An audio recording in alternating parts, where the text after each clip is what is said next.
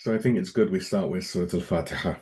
Bismillah ar-Rahman ar-Rahim, alhamdulillah rabbil alameen, ar-Rahman ar-Rahim, maliki yawm al-din, iyaka na'budu wa iyaka nasta'in, ihdinas sirata al-mustaqim, sirata alladhina an'amta alayhim ghayri al-maghdubi alayhim wa lad-dallin. Sadaqallahu al-aliyyul azim.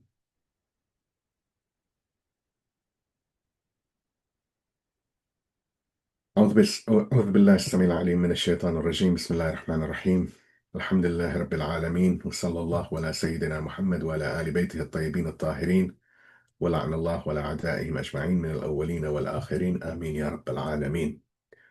أما بعد، السلام عليك يا أبا عبد الله وعلى الأرواح التي حلت بفنائك، عليكم منا جميعا سلام الله أبدا ما بقيت وبقي الليل والنهار، ولا جعل الله آخر الأحد مني لزيارتكم. السلام على الحسين وعلى علي بن الحسين وعلى أولاد الحسين وعلى أصحاب الحسين. Peace be upon you, O Aba Abdullah, and upon the souls who have gathered in your courtyard. Upon you, from us all, is the peace of God forever, for as long as we remain and as long as night and day endure. And may God never make this our last pledge to visit you. Peace be upon Husayn, and upon Ali, the son of Husayn, and upon the children of Husayn, and upon the companions of Husayn. Please can I have a salawat and we begin. اللهم اللهم صل على محمد وآل محمد محمد عجل فرجهم. فرجهم. With the month of Muharram upon us, and the first 10 days being commemorated as the days of Ashura, wherein the epic tragedy of Karbala unfolded, where the grandson of Prophet Muhammad, peace and blessings be upon him and his family, along with his companions and family, were mercilessly martyred, it has been deemed important that we discuss a subject over the course of these 10 days and continue this during the 10 days of Arba'een, which is, of course, the commemoration of the 40th day after the martyrdom of Imam Husayn.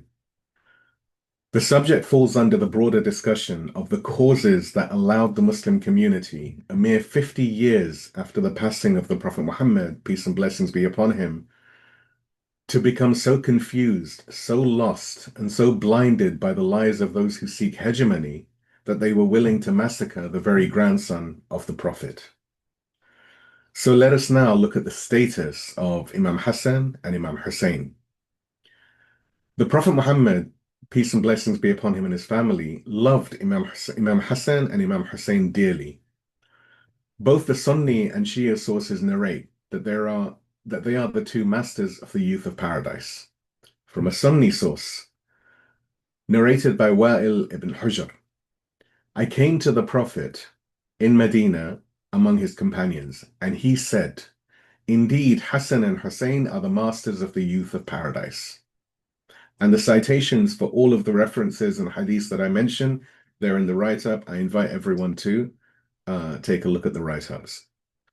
And from a Shia source, it is narrated that the Prophet, it is narrated from the Prophet that he said, Hassan and Husayn are the masters of the youth of paradise. So how could a community which professed love for the Prophet Muhammad and claimed to follow his teachings turn so cruel and malicious such that it would massacre his beloved grandson?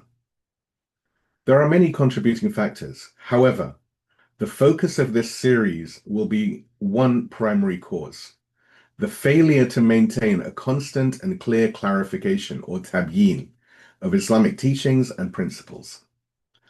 When leadership falls into the wrong hands, when rulers such as Yazid ibn Muawiyyah ascend, confusion and corruption are close behind. Yazid openly denied the very foundations of Islam. And again, both Sunni and Shia sources record this blasphemous statement. From the Sunni sources, Yazid is quoted to have said, the family of Hashim played with power or played with kinship. No revelation came and no book was revealed. And from Shia sources, and Yazid, may God curse him, said, Hashim played with power. No revelation was conveyed and no book was revealed. This is the nature of Yazid. Worse still, many among the Muslim elite failed to oppose Yazid. Imam Husayn, peace and blessings be upon him, laments this reality in his famous sermon at Mina. And again, this is available in both Sunni and Shia sources.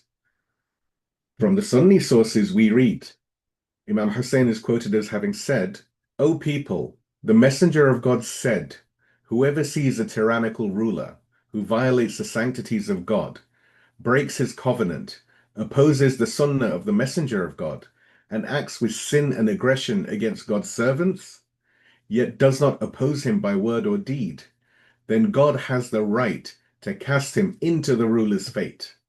Indeed, these people have adhered to the obedience of Satan." Another source from the Sunni canon. This reads, these people have adhered to the obedience of Satan and abandoned the obedience of the Merciful. They have spread corruption, suspended divine laws, monopolized public wealth, made lawful what God has forbidden, and forbidden what God has made lawful. And I am more deserving of this authority than this oppressive usurper. Where are the God-fearing? Where are the just? Where are the upright? Where are the believers?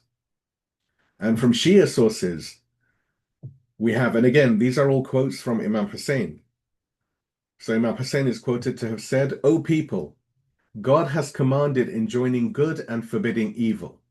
If you obey unjust rulers, you will be like those whom God cursed among the children of Israel by the tongue of David and Jesus the son of Mary.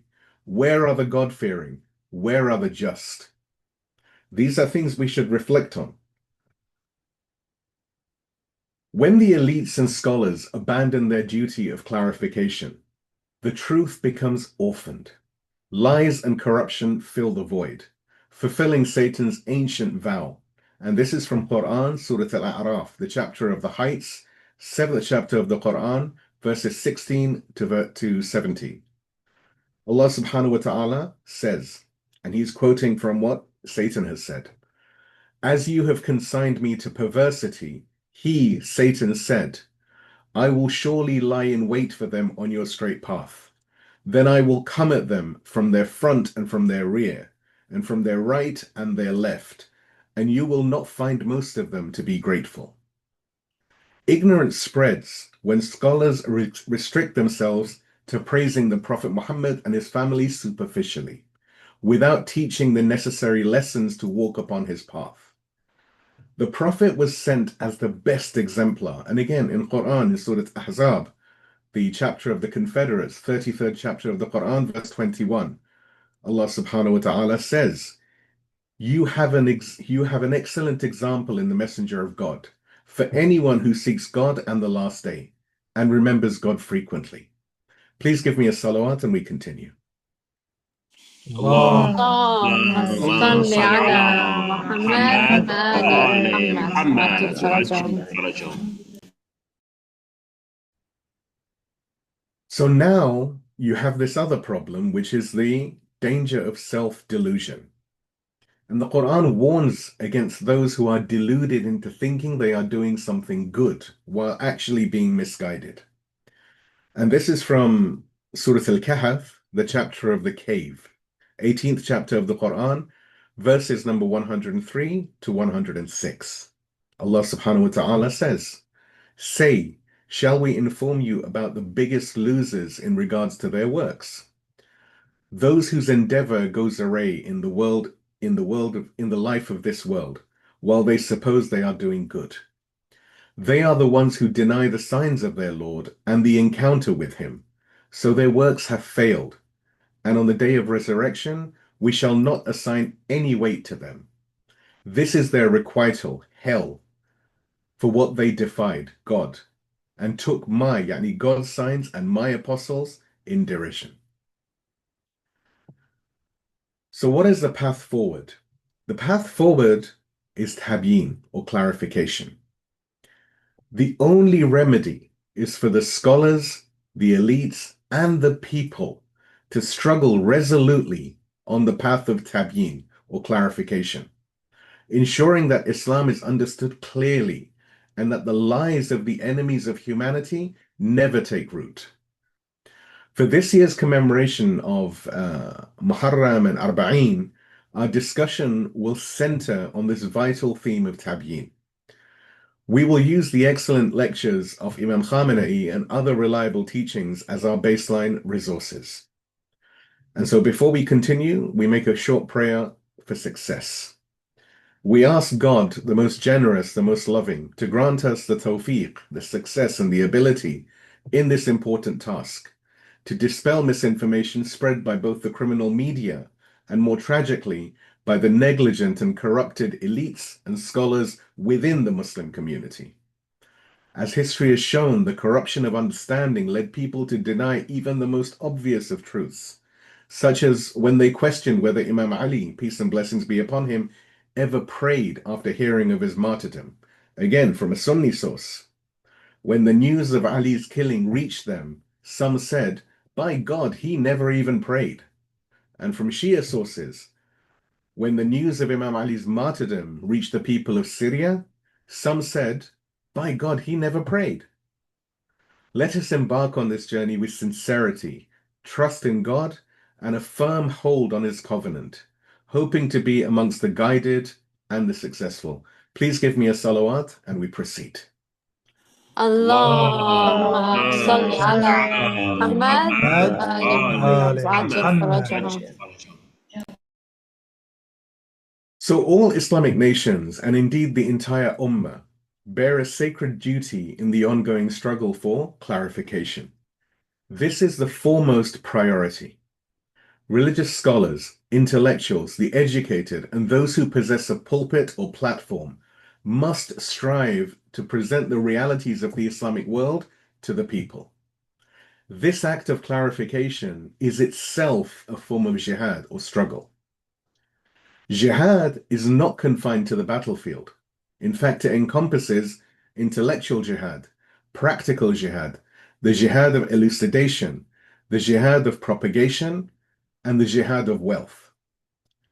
The failure at times to fulfill the jihad of clarification has led many to fall into misguidance and confusion. It is essential that all who are able to give serious importance to the duty of clarification do so. Many truths remain obscured and urgently require elucidation. A powerful movement of misguidance, advancing from countless directions, seeks to influence public opinion and sow doubt in the hearts of believers.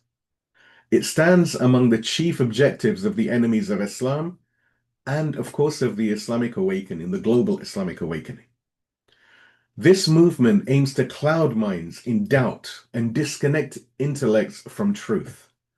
In the face of such efforts, the movement of clarification becomes the essential antidote to conspiracy and falsehood. It is a responsibility upon each individual to become like a beacon, illuminating the surroundings with clarity and truth. Thankfully, today, the public arena is open to the spread of ideas. While challenges and obstacles do exist, this openness also brings with it tremendous blessings. It offers the opportunity to spread correct understandings and respond to the criticisms and doubts that are deliberately manufactured. This is a true arena of jihad in its deepest and most comprehensive sense. Yet a firm principle must govern this engagement: the use of ethical means. Some address public opinion, whether on social media, in the press, or through writings, with insults, slander, deception, and lies. This must be avoided at all costs.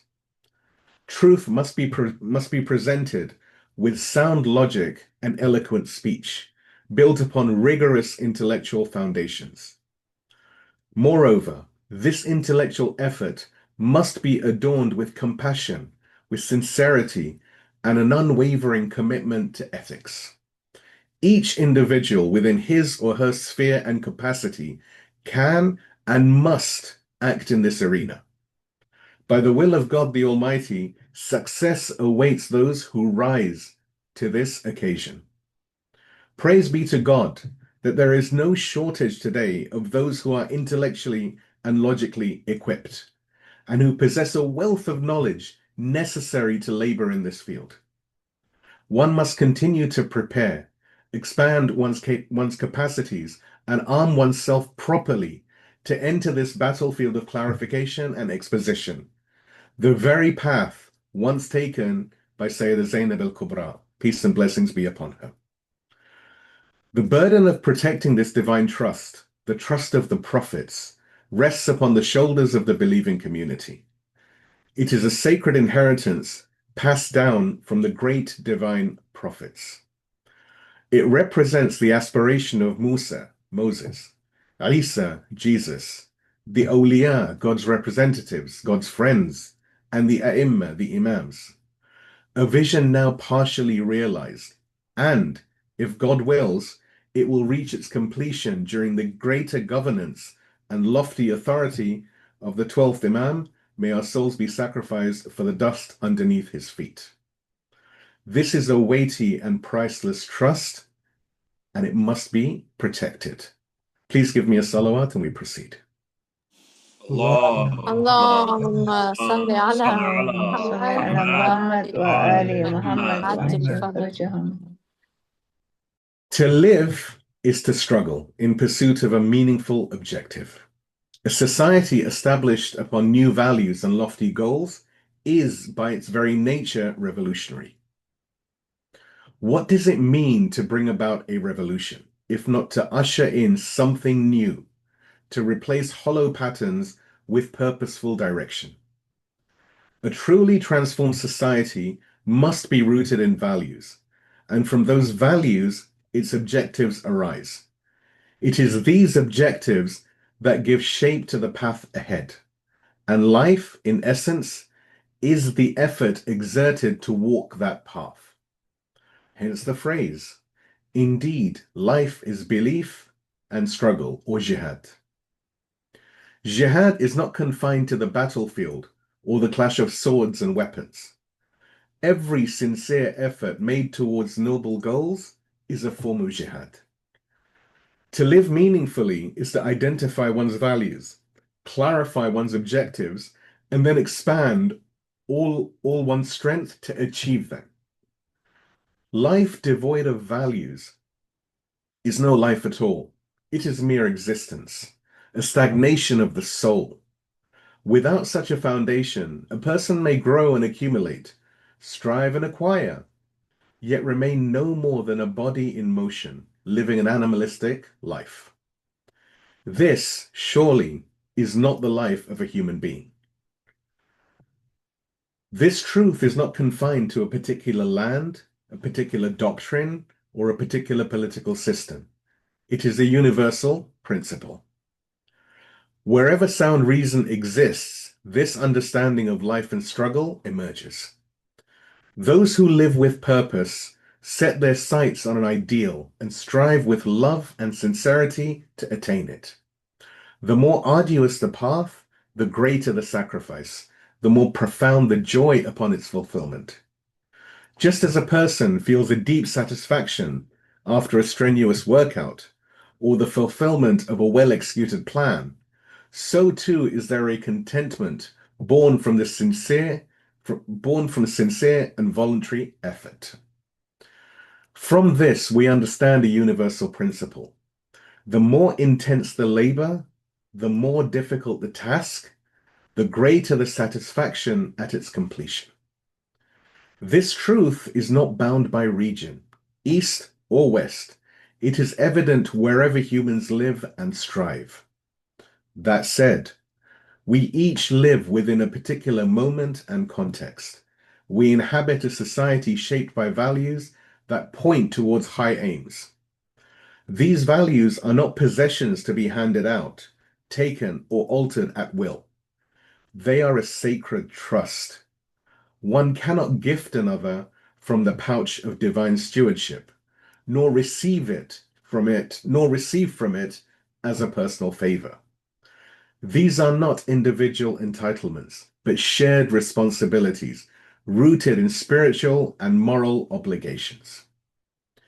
So what is the meaning and scope of jihad?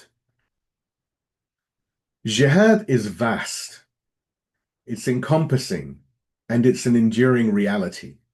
It is not defined solely by the sword or by the battlefield. In Islamic jurisprudence, in fiqh, the measure of jihad lies not in weaponry, but in struggle. The contemporary term that best captures its essence is simply to strive. One may be a writer, a scholar, or a teacher who engages in jihad, and one may also refrain from it. An institution, a community, or a people may rise to the call of jihad or fall into passivity. Jihad is the decision to engage in the struggle. A true movement aims to show by example that the Islamic ideal is not a dream, but a living reality. It has always been one of the core objectives of the Islamic awakening, the global Islamic awakening, to bear witness to this truth, to say with presence and action, it is possible. And I just want to add one thing over here. There are people who think that the Islamic awakening ended. The Islamic awakening will never end. As long as there is one person who is waking and realizing that they are a Muslim, they are a free person, and they need to rise, this Islamic awakening is perpetual. However, achieving these goals that we've mentioned is not without obstacles. Had we faced no resistance or barriers, it would not have taken long for our collective aims to have been realized. Yet in truth, it is the presence of these very obstacles that gives meaning to our effort and spiritual substance to our striving. This is what we call jihad. Without opposition, struggle is meaningless. Jihad is the act of striving through hardship, trial, and resistance. Please give me a salawat ala Muhammad wa ali Muhammad.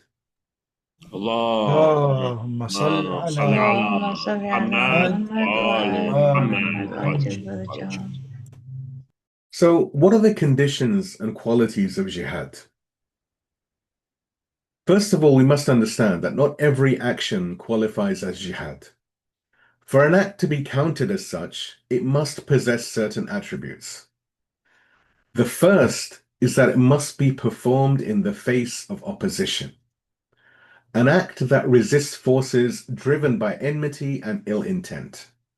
One of the defining conditions of jihad is that it confronts a hostile agenda, one set against truth and justice.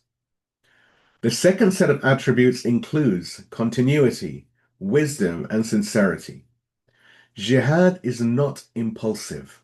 It is purposeful and enduring. For example, economic jihad refers to sustained, intelligent, and comprehensive efforts against a hostile and scheming enemy.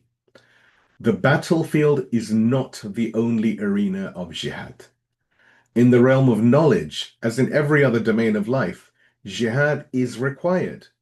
It means tireless effort, embracing difficulty wisely and advancing with hope. So now let us look at the foundations of jihad. There are two foundational pillars of jihad. Number one, effort and action. One cannot engage in jihad while idle or withdrawn. And number two, the presence of an enemy. A struggle without opposition is not jihad. When effort is misdirected, and this is very important, when effort is misdirected against one's own allies or just leadership, it is not jihad, it becomes sedition. To turn against truth in the name of struggle is to commit spiritual and social betrayal. Words, writings, rumor-mongering, slander, and demoralization, when used to harm the believers or disrupt a just order, fall into the realm of mischief, fitna, and in some cases, unlawful rebellion. However, when these same tools are turned against the enemies of God, they become noble instruments of jihad. The Messenger of God called us to this noble struggle, not to apathy or withdrawal, but to steadfast effort and conscious striving. And there are diverse arenas of jihad. Jihad is the effort to attain a divine and lofty aim. It takes place on many forms, on the battlefield, in the political arena, in education, in culture, and in the depths of the soul. For an action to be considered jihad, it must be intentional. It must face resistance, and it must demand an elevated effort. This is jihad, and when the intention behind it is divine, it becomes holy. The pursuit of knowledge is a form of jihad, for there are real and determined enemies who wish to halt the advancement of an independent, informed, and spiritually grounded society.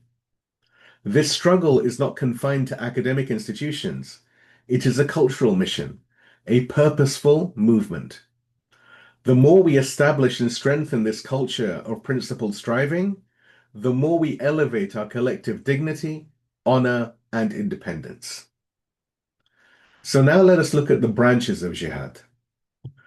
The commander of the faithful, Imam Ali, peace and blessings be upon him, identified the 4 branches of jihad: enjoining good, forbidding evil, speaking the truth, and being honest in your stances. This sincerity in one's public, political, and social positions is also a form of jihad. The Quran describes another facet of jihad, and this is from Surah Ahzab, the chapter of the Confederates, the 33rd chapter of the Quran, verse number 23. Allah subhanahu wa ta'ala, He says, "Among the believers are men who have been true to their covenant with God. Some of them have fulfilled their vow to the death, and some are still waiting, but they have never changed their determination in the least."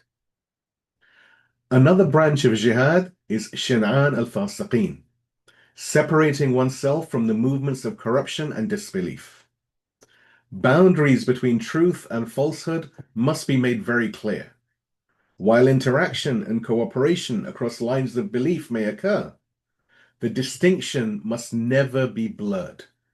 When these lines are erased, spiritual confusion takes hold, and individuals cross from one side to the other without even realizing it. A society without clear moral borders cannot preserve its identity. Imam Ali is also known to have said, "Whoever detests the vicious and becomes angry for the sake of God, then God will be angry for his sake and will keep him pleased on the day of judgment." Please give me a salawat and we move to the conclusion. اللهم صل صل على على محمد محمد وآل وآل محمد محمد. عجل فرجهم. So jihad and effort share a common root. They both imply struggle, but jihad is not simply toil. It is a struggle with purpose, with resistance, and with direction. It manifests in many forms: educational, journalistic, political, economic, and military. It may be overt or subtle, but its constant is this: jihad is always directed against opposition.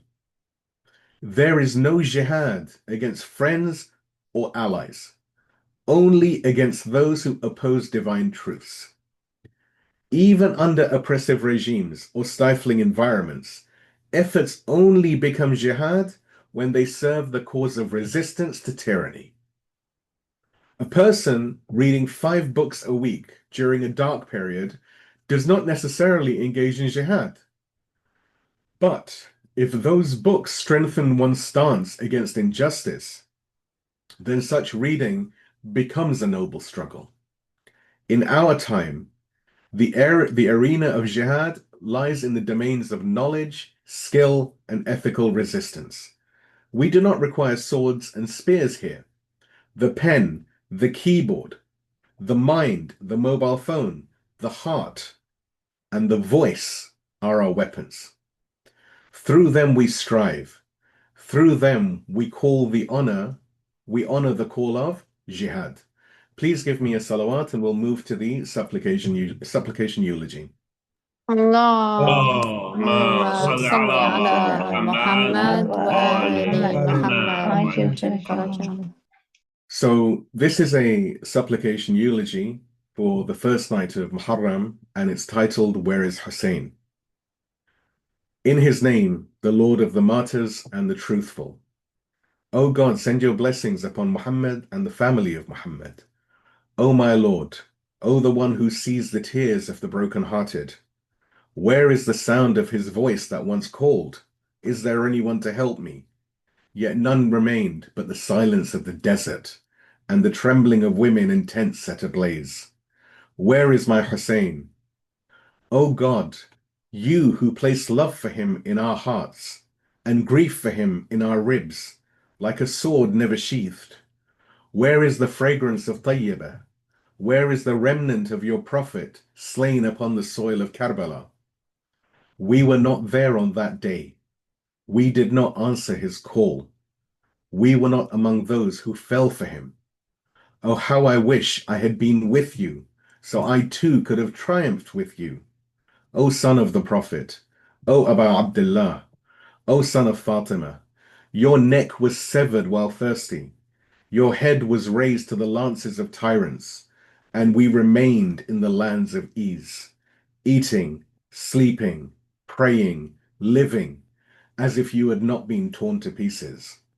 O God, the skies wept blood for him, the stones turned red, even the angels cried until the throne trembled, and yet this world continues. The oppressors prosper, the tyrants live. Your hujjah remains veiled, and our tears fall into the dust of our failures.